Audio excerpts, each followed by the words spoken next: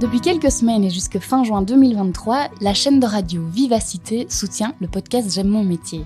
Adrien Deviveur et son équipe accueillent toutes les 2 semaines un ou une invitée du podcast dans leur émission La Grande Forme aux alentours de 14h20. Je dois vous avouer qu'écouter ces travailleurs passionnés raconter leur métier, trop peu souvent représenté, nous fait vraiment plaisir. J'en profite donc pour remercier à nouveau la RTBF, Vivacité et l'équipe d'Adrien Deviveur pour leur soutien. Alors comme d'habitude, le podcast fait une petite pause pendant les vacances scolaires. On se retrouve donc le 15 mai prochain avec un nouvel épisode. Mais d'ici là, restez connectés, car mercredi prochain, un nouvel invité sera au micro de La Grande Forme. Je ne vous en dis pas plus et vous donne rendez-vous sur Vivacité mercredi à 14h20.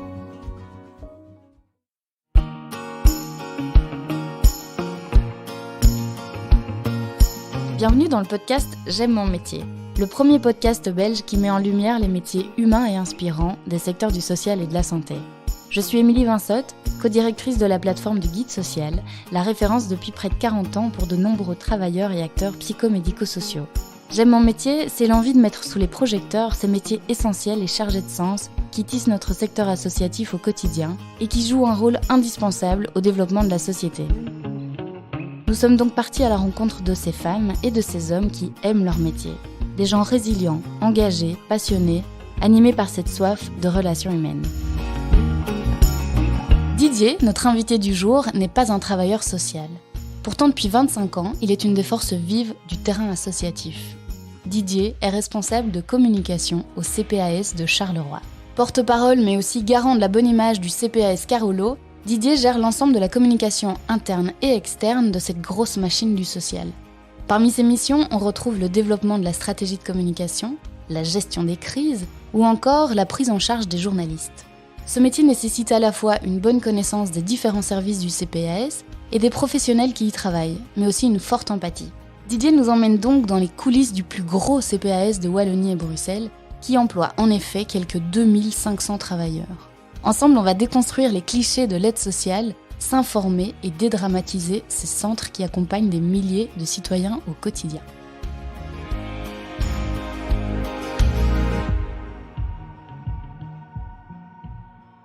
Bonjour Didier. Bonjour. Comment tu te sens ? Tout à fait bien.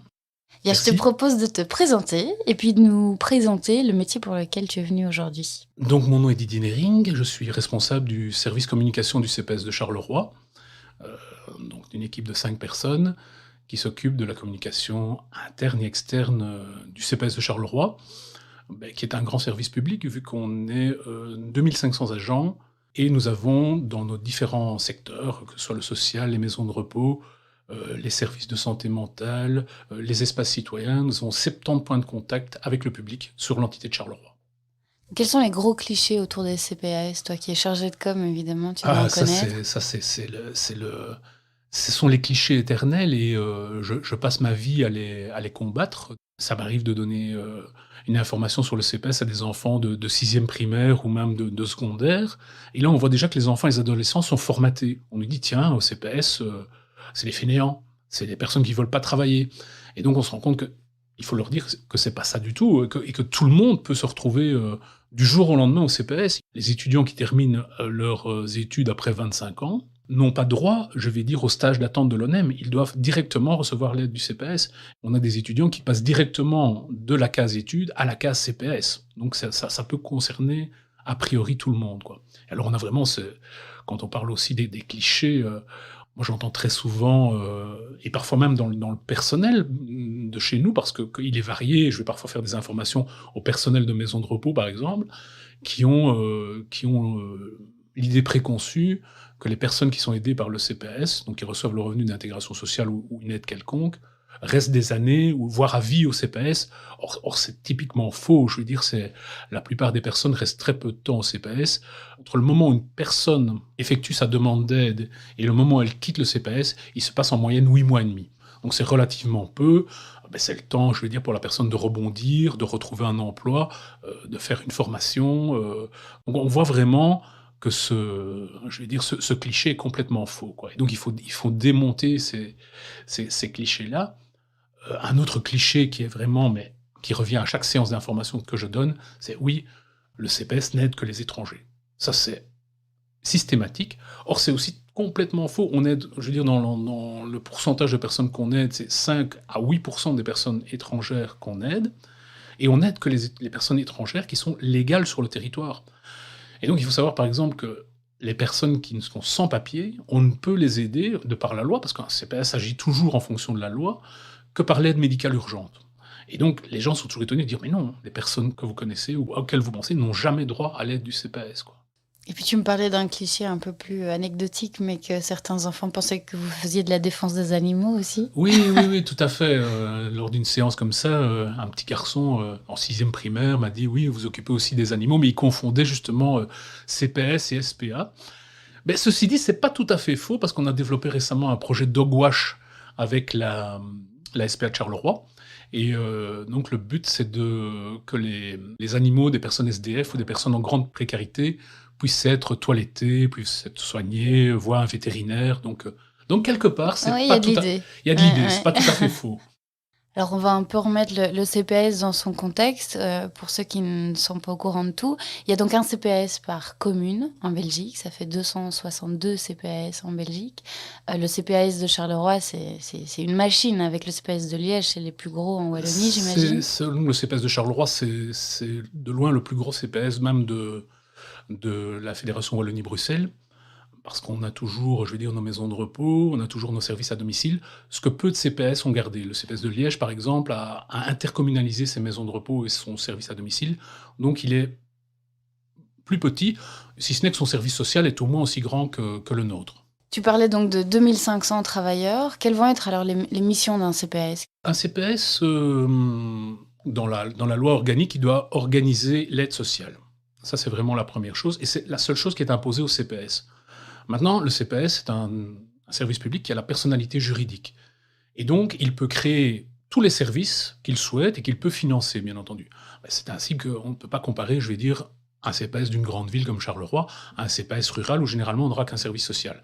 Donc nous, au niveau du CPS de Charleroi, au niveau du service social, on a un service de médiation de dette, on a une antenne qui est dédiée aux personnes étrangères, on a une antenne qui est dédiée aux SDF, on a une maison de l'énergie, on a bien entendu des soins et services à domicile avec plus de 500 personnes sur le terrain, on a 9 maisons de repos, on a 2 services de santé mentale, on a 4 espaces citoyens. Donc on a une multitude de services. Donc on a 70 points de contact avec le public sur l'entité, qui sont soit, je vais dire, des services généralistes. Finalement, les antennes sociales classiques, on va dire, on en a 12 sur l'entité. Et donc nos missions sont à la fois généralistes et spécialisées. Donc on a un accueil au niveau des antennes sociales où les gens viennent déposer leurs problèmes généraux, problèmes financiers généralement. Et donc là, on examine, je vais dire, leurs besoins, leur état de besoin, et on leur accorde en fonction le revenu d'intégration sociale ou une autre aide. Mais au fur et à mesure, je veux dire, du travail social, on va déceler peut-être d'autres problèmes de médiation de dette, de garde d'enfants, de formation. Et donc on a, pour toutes ces problématiques-là, on a développé des services qui peuvent aider la personne, et donc on va les aiguiller vers la mise à l'emploi, on va les aiguiller vers une médiation de dette, on va les aiguiller vers la maison de l'énergie pour avoir des aides variées. Et donc, on est vraiment sur toute une panoplie d'interventions possibles. Quelqu'un qui rentre dans un CPS n'est pas spécialement en situation de pauvreté, vous vous adressez à tous les citoyens finalement d'une commune. Effectivement, les personnes qui se rendent au niveau de nos antennes sociales sont en situation de détresse, donc de pauvreté, on va dire. Mais bien entendu, on a toute une série d'autres interventions, que ce soit par le biais de nos maisons de repos, par le biais de nos services à domicile, et même par les espaces citoyens, où il ne faut pas être bénéficiaire de l'aide sociale pour profiter du service, bien entendu. Donc on s'adresse à l'ensemble des citoyens carolorégiens. Est-ce qu'on a tendance à l'oublier, ça? Mais c'est-à-dire que c'est quelque chose qui est relativement peu connu, parce que les gens qui ne sont pas confrontés au CPS, dans une demande particulière, ne se rendent parfois pas compte qu'un service qui est proposé, un hébergement en maison de repos, je veux dire une infirmière à domicile, un repas à domicile, ils ne font pas spécifiquement le lien entre le service et le CPS de Charleroi. Mais derrière, à Charleroi en tout cas, derrière tous ces services, c'est le CPS qui est à la manœuvre. Quel est ton regard sur l'évolution des CPAS? Toi, ça fait 27 ans que tu es chargé de com. Il s'en est passé des choses en termes de crise, d'évolution des mentalités, d'évolution du public. Tout à fait. Qu'est-ce que tu pourrais nous dire là-dessus? Disons, quand j'ai commencé au CPS dans les années 90, en 96, on avait un public qu'on disait classique. Le public des CPS qui était plus un public marginal, un peu, je vais dire, quart-monde, hein, très concrètement. Et donc, à cette époque-là, on avait 1200 bénéficiaires du revenu de l'intégration sociale. Actuellement, on a 8500 bénéficiaires du revenu de l'intégration sociale. Et ça, c'est une évolution fondamentale. Ça veut dire que les CPS sont vraiment passés du dernier filet de la sécurité sociale, comme on le disait à l'époque, avec maintenant une arrivée de plus en plus de personnes qui ont été envoyées, de par les décisions d'autres niveaux de pouvoir, fédéral par exemple ou régional, vers les CPS. Typiquement, en 2015, on a eu toute une modification de l'accès aux allocations de chômage et on a eu toute une série de personnes, 1500 personnes en un mois, qui ont été dirigées, je vais dire, de l'ONEM vers le CPS de Charleroi. Enfin, c'était pareil dans tous les CPS de Belgique, mais c'était une masse énorme. On a constaté aussi une énorme paupérisation de la population. Ça, il faut quand même être clair. Et on a de plus en plus, notamment, on aide de plus en plus d'étudiants au CPS de Charleroi, dans le cours de leurs études. On est à plus de 1000 personnes qui sont aidées à ce titre-là par le CPS de Charleroi. Et donc là aussi, on est toujours dans l'optique de se dire la meilleure façon d'intégrer les personnes, c'est de leur permettre d'aller au terme de leurs études, même si leurs parents ne sont pas en capacité de les leur payer. Il y a environ 200 000 personnes qui vivent à Charleroi. Il y en a plus ou moins combien qui passent par le CPS? C'est relativement peu connu, mais rien qu'au titre de l'aide sociale, donc on a à peu près 8500 bénéficiaires du revenu d'intégration sociale tous les mois à Charleroi. Mais ça peut être une personne isolée comme ça peut être une famille. Et donc on aide à peu près 20 000 personnes au titre de l'aide sociale tous les mois à Charleroi, 10% de la population. Ah ouais, c'est dingue. Et au niveau, on parle d'évolution, mais j'imagine qu'en termes de communication, il y a eu aussi des nouveaux outils, des nouvelles façons de communiquer. Comment est-ce que toi, tu perçois ça en tant que chargé de com? Bah, tout à fait, on s'est fortement adapté. Il y a 25 ans, je vais dire, les façons de communiquer avec le grand public, c'était la conférence de presse, c'était l'affichage en ville, des choses qui nous semblent un peu obsolètes aujourd'hui. Même si on fait toujours de la conférence de presse, on en fait à peu près une dizaine par an sur des sujets positifs, je veux dire quand on crée un nouveau service. Mais je vais dire, les contacts les plus courants qu'on a maintenant avec le grand public, c'est bien entendu par le site internet. Là, on a à peu près 1500 visites par jour. Et également par les réseaux sociaux. Donc on a un site, une page Facebook, on a 10 000 followers, et on a de plus en plus de personnes qui s'adressent à nous par le Messenger, qui est associé. Et ça, je trouve ça très intéressant, parce que ce sont clairement des personnes qui ont du mal à franchir la porte du CPS. C'est très difficile de franchir la porte du CPS, de se retrouver face à quelqu'un qu'on ne connaît pas, et de dire, voilà, je suis en difficulté, je n'en sors pas. Donc cette porte d'entrée est facile. Et donc, à terme, j'imagine qu'on devra dédier peut-être une personne à faire ce genre de travail, qui finalement est du liant entre la personne et l'institution. Oui. Parle-nous alors un peu de ton quotidien et de ton métier. Quelles sont les missions principales d'un chargé de com et de ton équipe alors? Déjà, donc, on essaye de mettre de l'information tous les jours. Donc, ça veut dire, au niveau du site intranet, ça veut dire interviewer des collègues, mettre en musique, je vais dire, leur travail. Et ça, c'est également le cas en communication interne ou externe. C'est ce que j'aime dans mon métier, c'est que c'est rendre évident des choses qui sont peu sexy d'un point de vue médiatique. Par exemple, un assistant social qui reçoit quelqu'un, c'est quelqu'un qui reçoit dans son bureau et qui parle à quelqu'un qui est de l'autre côté de son bureau. C'est vraiment médiatiquement très peu porteur. Or, c'est vraiment là que se fait l'essentiel du boulot du CPS. C'est vraiment dans la relation entre l'assistante sociale, on essaie toujours d'avoir une assistante sociale référente ou un assistant social référent. C'est là que s'instaure le lien de confiance, c'est là que s'instaure le début du déclic pour la personne, on l'espère en tout cas. Mais ça intéresse très peu. Et donc, mon travail, c'est aussi d'essayer de rendre ça intéressant. Mais c'est un travail, ça veut dire qu'il faut aussi mobiliser les journalistes autour de ça. Ton travail au niveau de l'image du CPAS, c'est vraiment une grosse partie de Tout à fait, de tout ton à fait. quotidien. Donc il y a vraiment ce travail. Mais moi, mon travail, c'est surtout effectivement la gestion de la presse et la gestion de la communication externe du CPS. C'est hyper important parce que moi, je suis toujours effaré quand on voit les études universitaires. Il y a une étude récente de l'UCL qui est sortie, mais qui montre que 40% des personnes qui auraient droit au revenu d'intégration sociale ne viennent pas le demander. Pourquoi ? Je pense que ça participe aussi de la mauvaise information. Les gens ne sont pas informés qu'ils peuvent, à un certain moment donné, s'adresser au CPAS et recevoir une aide. Et donc ils vivent avec leurs moyens sans venir solliciter l'aide. C'est une mission importante des CPAS, c'est d'informer. C'est d'ailleurs dans la loi organique, je crois que c'est même la première mission, c'est informer le public sur les aides auxquelles il a droit. Et il y a beaucoup d'aides que le public ne connaît pas. Quelque part, je trouve que le boulot d'image du CPAS, et particulièrement des chargés de com, c'est de dédramatiser le CPAS. Et moi, je dis souvent quand je vais présenter, il n'y a pas plus de honte à franchir la porte du CPAS qu'à aller déposer vos attestations de soins à votre mutuelle. On fait partie du même système de sécurité sociale, donc il n'y a vraiment pas de honte. Ça change, hein. On sent qu'il y a des gens qui commencent, et dans les jeunes générations, des gens qui commencent à l'appréhender différemment. C'est moins le cas chez les personnes de 40 ans et plus, pour qui c'est toujours une honte d'aller au CPAS. Est-ce que c'est compliqué de défendre un CPAS en tant que chargé de com dans les médias, avec les journalistes? Est-ce que tu as l'impression de te battre contre des idées reçues non-stop? Disons à Charleroi, je ne vais pas dire que je les ai éduqués, ce serait un petit peu présomptueux, mais comme je suis dans le métier depuis 25 ans, je les connais tous. Et souvent, ils ont commencé après moi, donc on a pu discuter. Et ça fait aussi partie du métier. Bien entendu, il y a tout le temps de nouvelles têtes qui arrivent, etc. Il y a des gens que je connais depuis des années, et donc eux, ils ont quand même... J'ai discuté avec eux. Quand on se voit en conférence de presse, parfois on discute d'autres choses, on évoque des problèmes plus macro sur le CPS. Et donc, non, je ne dirais pas ça, mais on est quand même focalisé sur certains types de sujets. Un sujet qui revient tout le temps, c'est les personnes sans abri. Alors, c'est un sujet important, c'est un sujet intéressant, c'est un sujet pour lequel à Charleroi on fait beaucoup. Je pense qu'on est une des villes où, quelque part, il y a le plus de structures qui sont mises en place pour les sans-abri, et où finalement, la problématique est peut-être la mieux traitée. Mais, comme je disais, les sans-abri à Charleroi, c'est peut-être 300, 350 personnes. On aide 20 000 personnes par mois. Donc, voilà, moi, je suis parfois un petit peu embêté, surtout quand c'est un média national. Peut-être parce que je suis un des seuls attachés de presse de CPS qui répond et qui sait qu'il va y avoir du retour. Et je dis, parfois, allez peut-être ailleurs, parce que c'est pas le sujet ça, le ouais, plus ouais. prégnant. Il y a des choses...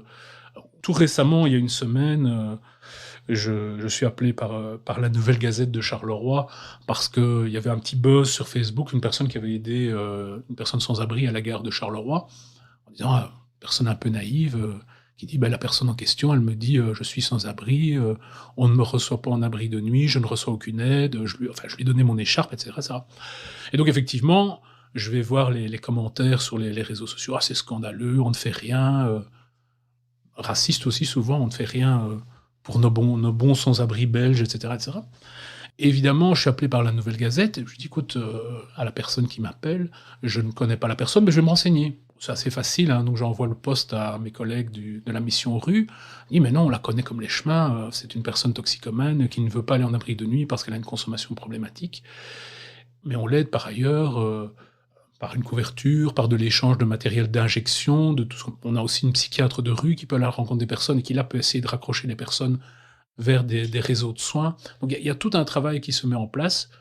Mais parfois j'ai l'impression, quand on est chargé de com, c'est toujours à recommencer.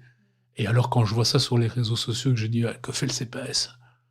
Au début, j'ai beaucoup répondu sur Facebook, je le fais plus, parce que on travaille sur notre propre Facebook, parce que souvent, on entre dans des discussions sans fin, et c'est pas très productif, quoi. C'est un autre aspect de ton métier, finalement, tout ce qui est gestion de crise, Tout à fait. des trackers aussi, de fake news. Exactement.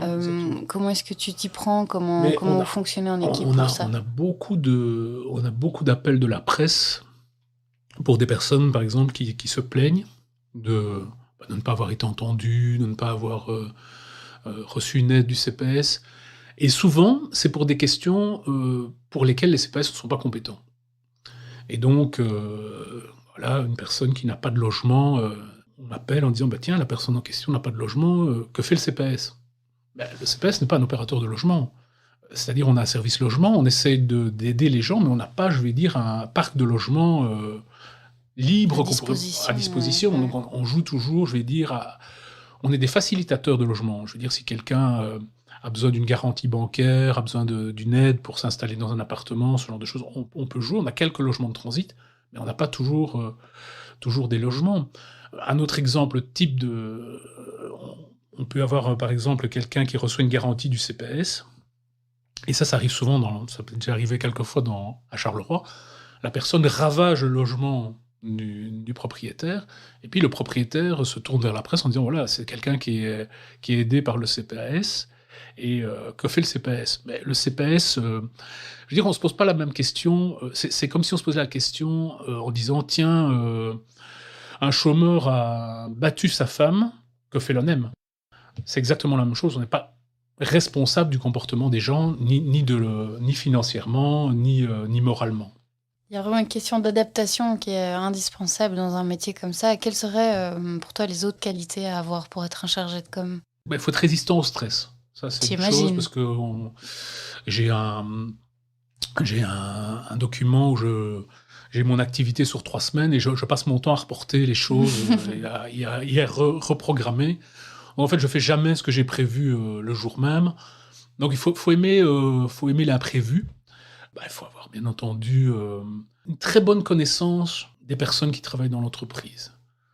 Évidemment, moi ça fait 25 ans que je travaille au CPS, mais par exemple, si quelqu'un vient dans une de nos maisons de repos, se dit tiens, j'ai envie d'interviewer un éducateur qui s'occupe et qui anime des personnes Alzheimer. Je sais qu'on en a, que ça existe, je sais ce qu'on fait, je sais les activités qu'on peut faire.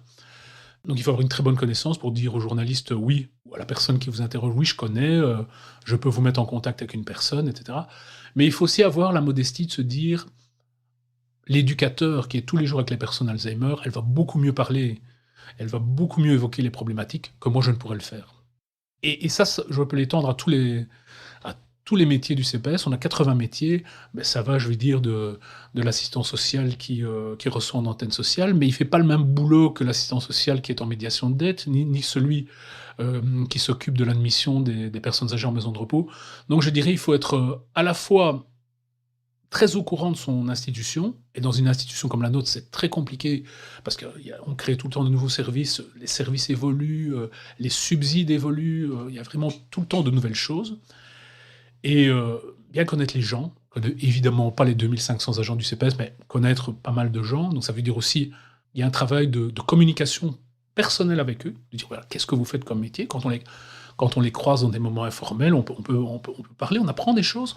Une autre qualité, c'est d'être convaincu de ce qu'on fait.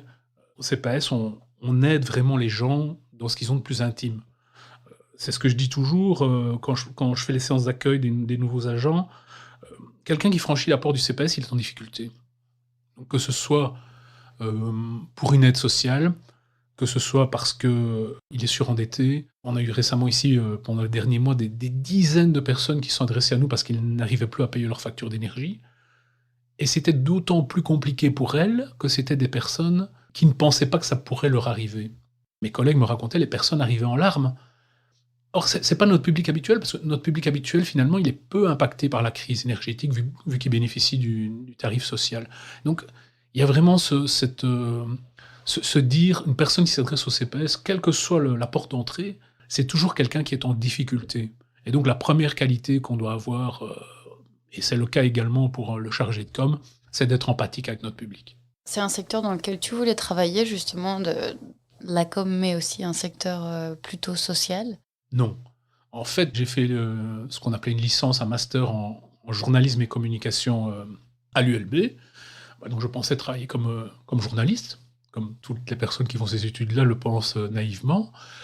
Mais en fait, j'ai jamais travaillé comme journaliste. J'ai travaillé pendant 3 ans comme chargé de com pour l'Office des produits wallons, qui est un organisme qui n'existe plus, mais qui à l'époque avait pour vocation de mettre en avant les produits wallons, les bières, les chocolats, enfin tout ce qu'on peut imaginer. À ce niveau-là, c'était un boulot très gourmand en quelque sorte.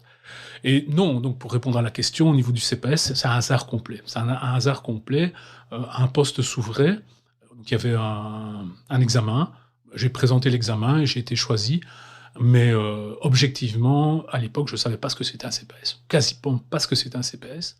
Est-ce que, bon là, tu me dirais, si j'avais pas été content, je serais pas là après encore 27 ans, mais du coup, est-ce que le sens que tu trouves dans ton travail est un des moteurs au quotidien? Tout à fait, parce que c'est pas toujours un boulot facile. Je veux dire, c'est un boulot très stressant. C'est un boulot où il y a des enjeux aussi. Je veux dire, très concrètement, un CPS est quand même sous les feux des projecteurs. Et on est aussi depuis quelques années sous les feux des projecteurs au niveau financier. Il faut savoir que la ville de Charleroi est en difficulté, tout le monde le sait, la région wallonne est en difficulté, et donc on doit de plus en plus justifier notre coût, qui est mis en cause, hein, donc très concrètement. Et donc on a eu des restrictions de personnel, du moins dans certains secteurs. Donc c'est pas un boulot qui est facile tous les jours. On est toujours, je veux dire, sous la pression aussi de répondre, hein. Je veux dire, un journaliste appelle le week-end, le soir, je veux dire, on va pas lui dire, «Je te réponds demain», hein, très concrètement. Mais oui, le sens, c'est vraiment ça qui me motive.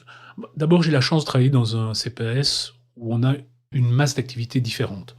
Un jour, je peux parler, je vais dire, de la médiation de dette, un lendemain, je vais dire, de la prise en charge des personnes Alzheimer, le surlendemain, d'activités culturelles dans les espaces citoyens.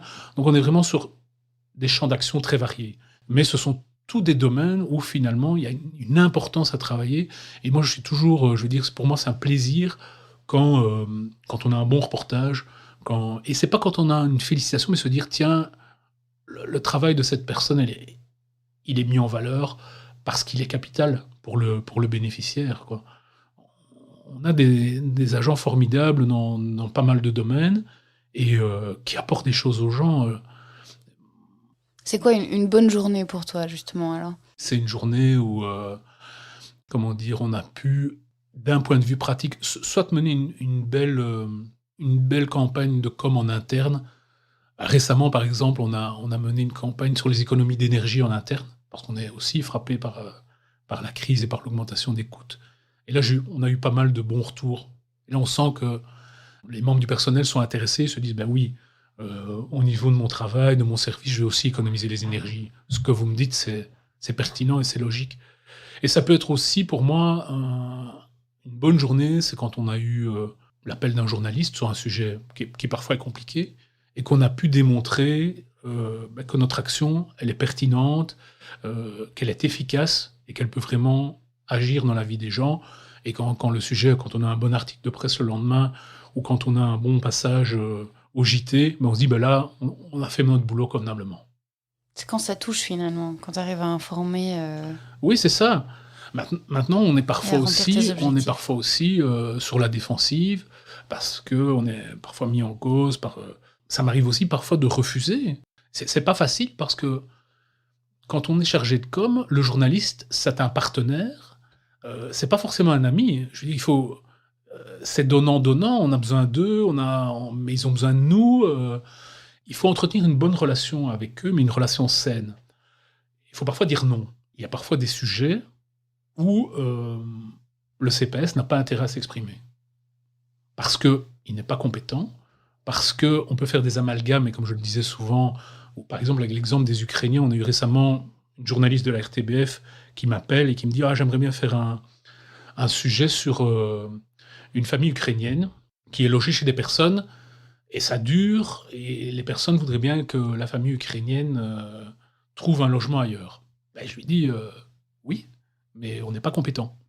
Ah oui, mais j'aimerais bien, pour illustrer le sujet, avoir une interview du président du CPS. Je dis non, on n'est pas compétent. Je veux dire, et ce qu'il y avait là derrière, c'est que finalement, le président du CPS et le CPS de Charleroi allaient être impactés négativement en termes d'image pour quelque chose pour lequel il n'est pas compétent. Et donc là, il faut parfois dire non. Mais ça passe parfois très mal auprès de certains journalistes. Et d'un autre côté, on a besoin parfois des journalistes si on veut vendre un projet. Et je suis devenu aussi à la longue, il y a beaucoup de journalistes qui me téléphonent comme une banque de renseignements sur le social, en disant tiens, comment ça se passe par exemple pour l'intégration des personnes qui sortent de prison. Je connais les ASBL qui travaillent avec ces publics-là, et donc je peux plus facilement renseigner. Et donc il y a tout un travail qui se fait aussi à ce niveau-là. Ton réseau doit être picobello, ça c'est sûr, en termes de contacts à donner. Oui. Tu dois autant parler avec l'écosystème qui gravite autour du CPS que les travailleurs. Si tu veux pouvoir donner la bonne info aussi. Dans les médias, on parle quand même énormément des tensions des CPS. Il y a quelques semaines, les gens étaient encore dans les rues pour manifester sur leurs conditions de travail, de salaire, etc. Il y a quand même une revalorisation qui est indispensable à refaire dans les CPS. Tout à fait. Tu me parles d'énormément de projets qui ont l'air super innovants. Ça bouge, quoi. C'est vraiment un secteur qui bouge. Et pourtant, dans les médias, on garde encore Cette image de CPS qui ont quelque chose de très lourd, très lent, très compliqué. On montre les gens qui sont dans les rues. Comment tu penses qu'on pourrait changer les mentalités? Mais en fait, c'est un procès d'intention qu'on nous fait. Quand on parle d'une institution lente, en fait, on est la seule institution qui a un devoir de répondre dans les 30 jours à une demande. On est le seul service public qui a une obligation, qui est mise dans la loi. Je crois que la situation est un peu différente aussi en CPS wallon et bruxellois, parce qu'on a quand même été... la région wallonne nous a pas mal soutenus depuis la crise Covid, et donc on a pu engager sur le CPS de Charleroi une trentaine d'assistantes sociales et d'assistants sociaux. Mais ce qui fait que, bien entendu, le nombre de dossiers, donc de personnes aidées par assistante sociale, a fortement diminué. Et donc on arrive, je pense maintenant qu'on est à 78 ou 79 dossiers par personne, ce qui est un nombre relativement, je ne veux pas dire confortable, mais jouable. Alors qu'avant, on a eu des périodes où chaque assistant social avait 130, 140 dossiers. Donc ici, on peut développer un travail, ils peuvent développer, parce que c'est surtout eux, un travail social plus concret, plus approfondi. Ils peuvent aller plus loin. Ils peuvent envoyer vers les services spécialisés, ils peuvent mettre des choses en place. Donc il y a quand même des choses qui ont pas mal évolué à ce niveau-là. Maintenant, on a pas mal de difficultés à recruter, dans tous les domaines, même des assistants sociaux, on a du mal à les recruter. On sent aussi qu'il y a une volatilité. Il y a beaucoup de gens qui viennent et qui repartent parce que le métier ne leur convient pas. Il faut savoir que c'est un métier exigeant. Je veux dire, on est confronté tous les jours à la détresse humaine. Mais enfin, j'ai envie de dire aussi, quelque part, si on fait un métier d'assistant social, c'est aussi pour être confronté et pour apporter des solutions à cette détresse humaine. On est quand même, aussi par notre taille, une machine administrative relativement conséquente, avec des impératifs. Mais là aussi, on essaye de... Et il y a aussi un travail qui se fait au niveau de la fédération des CPS pour essayer de rendre tout ça moins lourd, moins bureaucratique, moins administratif. Mais un CPS ne peut agir qu'en fonction de la loi. Et la loi nous impose d'établir l'état de besoin, d'établir toute une série de critères. C'est à la fois lourd, mais c'est aussi à la fois le garant de l'équité de traitement. On ne traite pas les gens, je vais dire, à la tête du client, c'est en fonction vraiment de leur état de besoin. Comment, d'après toi, est-ce qu'on pourrait revaloriser ces professions qui sont essentielles dans un CPS? Mais je pense que ce n'est pas une question d'argent. Je pense que c'est plutôt une question de sens aussi. Hein, et je pense que ces derniers temps, on est là-dedans, dans le sens d'avoir plus de personnel, donc plus de personnes qui peuvent accueillir les personnes. Ça a beaucoup d'avantages. Les personnes sont reçues plus vite, on a moins d'agressivité du public, on a moins de frustration, on peut mener un travail plus de qualité, et un travail qui est plus qualitatif amène plus de sens à la personne. Ça, c'est vraiment important. Et je connais plein de collègues qui trouvent du sens à aider les personnes, mais je veux dire, ça ne peut se faire que si on travaille dans de bonnes conditions. Si on est tout le temps pressé, si on doit abattre du travail, si on doit recevoir trop de personnes sur la matinée ou trop de personnes sur l'après-midi, on ne sait pas mener un travail de qualité, je pense, en tant qu'assistant social. Donc c'est un boulot émotionnellement compliqué également. Mais je pense que c'est un bon travail. Et assistant social, on a également la même chose dans nos maisons de repos. Je pense qu'on a, au niveau des maisons de repos du CPS, un bon encadrement par rapport à pas mal de maisons de repos. Mais ça permet aussi de développer, quand je discute avec mes collègues qui travaillent en maison de repos, un bon accueil des résidents, que les résidents aient un projet de vie, qu'ils soient animés, je vais dire qu'ils aient encore une vie, même s'ils sont Alzheimer, et que, je veux dire, qu'on puisse les animer, qu'on puisse les intéresser, qu'ils puissent rire. Il y a tout un travail de qualité qui ne peut se développer que si on a un encadrement suffisant. Toi qui es en contact avec tellement d'agents, qu'est-ce que tu aurais envie de dire aux étudiants, aux travailleurs en reconversion, qui se disent peut-être trop souvent, le CPS, c'est vraiment le dernier maillon de la chaîne. Si jamais je trouve pas du boulot, il y aura toujours du boulot dans un CPS. Qu'est-ce que tu voudrais leur dire pour un peu dénouer ces clichés-là? Oui, moi j'ai envie de leur dire, je vais parler pour mon institution, le CPS de Charleroi. Je pense que c'est une institution où il y a pas mal d'opportunités et dans pas mal de métiers. On a à peu près 80 métiers différents. Comme on est sur des branches diversifiées, une personne peut travailler dans un service, puis dans un service tout à fait différent. Par exemple, une assistante sociale, elle peut être assistante sociale en antenne sociale, Elle peut demain faire de la médiation de dette, elle peut s'occuper de l'énergie, elle peut aller travailler en maison de repos, elle peut aller travailler dans un espace citoyen. Il y a toute une possibilité intérieure, en interne, et donc on peut au cours de la carrière qu'on mène au CPAS de Charleroi finalement faire des métiers différents, avoir des vies différentes, et on essaye d'encourager ça. C'est vraiment une optique de la maison, c'est de se dire, idéalement, la personne ne doit pas faire le même métier pendant 40 ans. Elle doit pouvoir bouger, elle doit pouvoir changer, et on essaye de mener une politique active de formation.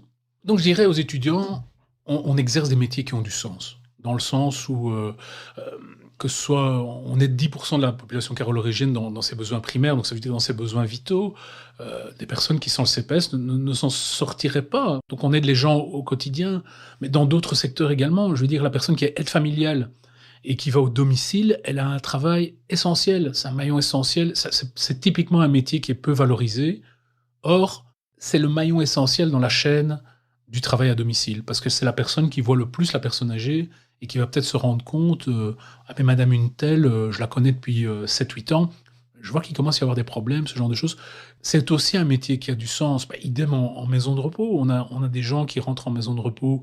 Euh, Là aussi, le monde a évolué. Quand j'ai commencé en maison de repos, on avait pas mal de gens qui venaient rompre la solitude, qui étaient encore tout à fait en bonne santé physique et mentale, mais qui venaient pour rompre la solitude. Ça n'existe quasiment plus. Je veux dire, de par les critères de financement, on est des maisons de repos et de soins, donc les personnes qui rentrent en maison de repos sont souvent très dépendantes, soit physiquement, soit mentalement, soit les deux. Mais elles ont une vie à la maison de repos. Elles vivent des années encore à la maison de repos. Et donc, il faut leur rendre cette vie, c'est une partie de la vie, mais c'est la vie donc pour ces personnes-là. Et donc, il faut rendre ce passage agréable, avec des soins de qualité, avec des animations de qualité, avec un dialogue de qualité. En fait, tous les métiers qu'on exerce au niveau d'un CPAS ont du sens, un sens vraiment important d'aide directe à la population pour des gens qui en ont vraiment le plus besoin. Et ce n'est pas forcément enfermé dans un bureau d'un grand CPAS. Vous travaillez avec un réseau d'associations et de projets assez impressionnant. J'entendais parler de projets d'antennes sociales mobiles, de projets aussi Medialt, qui est pour les sans-abri une porte d'entrée santé pour initier un accompagnement social. De ce que j'ai lu et de ce que je vois, vu beaucoup de projets très innovants et qui bougent et qui impliquent aussi tout le secteur associatif de la ville. Et donc c'est peut-être aussi ça qu'il faut déconstruire, de se dire qu'en tant qu'assistant social d'un CPS, moi je vais travailler dans mon bureau et je ne resterai que là, alors que Ah non, pas du c'est tout. faux. C'est justement ça, on travaille avec énormément de personnes. En fait, au niveau du CPS de Charleroi, on a créé une cellule partenariale, créé également des projets citoyens, des initiatives citoyennes, des micro-projets, tout ça. Mais on travaille beaucoup avec le secteur associatif. Et parce qu'on pense fondamentalement qu'on ne peut pas tout faire. Et que certaines associations vont faire mieux un travail spécifique. Donc, par exemple, on a l'ASB Lavanti à Marchienne qui s'occupe des personnes qui sortent de prison. Il est clair que c'est un accompagnement très spécifique et que c'est plus pertinent d'avoir un accompagnement particulier, que ces personnes soient noyées à gauche, à droite dans une de nos antennes sociales.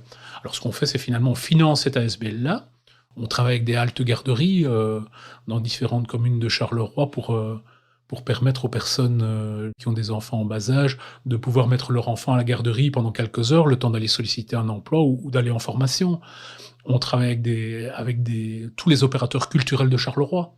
Ça, c'est quand même essentiellement important. L'aide aux personnes, c'est pas seulement leur fournir un revenu et un toit, c'est aussi leur donner l'accès à la culture. On a des choses extraordinaires qu'on fait avec l'Éden à Charleroi ou avec le BPS 22, le musée d'art moderne ou le musée de la photographie. Et bien entendu, comme tu le disais, on est sur des projets innovants. On a toujours été au CPS sur des projets un peu innovants. Il faut savoir qu'on a créé, par exemple, le SAMU social qui existe à Bruxelles. On l'avait avant à Charleroi, quoi. Donc c'est vraiment... À l'époque, mes collègues étaient allés voir à Paris, parce que ça s'est développé à Paris d'abord, et puis on l'a fait à Charleroi. Et maintenant, on est bien entendu sur une antenne mobile qui va débuter cette année. Et le pitch, c'est d'amener, je vais dire, les services d'une antenne dans des quartiers très enclavés. C'est génial. Travailler dans un CPS, c'est vraiment faire partie de cette grande fourmilière de projets. Et je pense que c'est important d'appuyer là-dessus parce que c'est vraiment méconnu. Et à titre personnel, je ne me rendais pas compte qu'il y avait autant de projets qui gravitaient autour d'un CPS. Et je pense que ça peut donner du sens aussi pour les étudiants. On essaye de développer une approche transversale et de développer des outils de concertation. C'est vraiment, on a chaque année une journée interservice comme ça pour inciter les nouveaux agents à travailler ensemble, parce que la personne qui se présente pour solliciter une aide, elle a des problèmes multiples. Mais en tant que travailleur, vous ne pouvez peut-être pas lui apporter la solution rien qu'à vous. Et donc, rien qu'en interne, on a énormément de ressources. Et donc, on a créé des personnes ressources dans des différents domaines qui peuvent être, sont les agents guides de la concertation, mais qui peuvent être interrogés dans différents domaines et apporter une aide. Parce que, bien entendu, on a les outils sur notre intranet. On a un Vademecum, mais c'est une bible. Et donc, le jeune travailleur qui arrive, il doit être épaulé. Et donc, c'est beaucoup plus intéressant qu'il puisse appeler une personne, lui dire, voilà, j'ai tel problème avec une personne qui m'interpelle, qu'est-ce que je dois faire ? Et pour terminer et refaire un petit peu le point sur ta fonction à toi de chargé de com, quels seraient tes conseils pour les jeunes et moins jeunes qui ont envie de se diriger vers la communication dans le secteur associatif, dans le secteur non marchand, avec les travailleurs qu'on a cités, les assistants sociaux, éducateurs, infirmiers, etc. Toutes les structures ont besoin d'un communicateur, quel qu'il soit. Donc, ne fût-ce que pour exister, je veux dire, une association qui n'est pas sur les réseaux sociaux, elle n'existe pas, en fait.